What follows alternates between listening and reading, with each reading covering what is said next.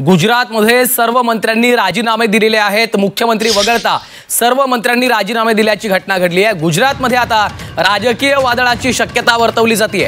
भूपेंद्र पटेल वगळता सर्व मंत्री हे पायउतार झालेले आहेत। सर्व मंत्र्यांनी राजीनामा का दिला हे अद्याप समोर आलेलं नाहीये। मात्र गुजरातच्या राजकीय वर्तुळामध्ये मोठा भूकंप येण्याची शक्यता वर्तवली जाते, कारण सर्व मंत्र्यांनी आपले राजीनामे सुपूर्द केलेले आहेत। मुख्यमंत्री वगळता सर्व मंत्र्यांनी राजीनामे दिलेले आहेत।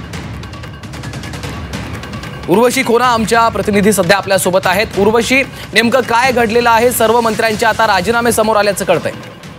उद्या नवीन मंत्रिमंडळाची शपथविधी सोहळा आहे आणि ही शपथविधी जी आहे ती 11:30 वाजता होणार आहे।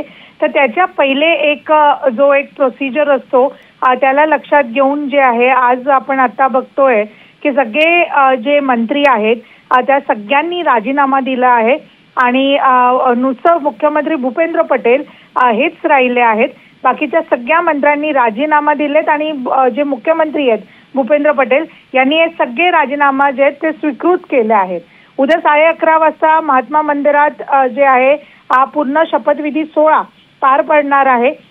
एक नवीन मंत्रिमंडळाचा शपथविधी उद्या होणार आहे आणि त्याच पार्श्वभूमीवर हे सगळे राजीनामा आलेत दिले गेलेत असं समजून येत आहे।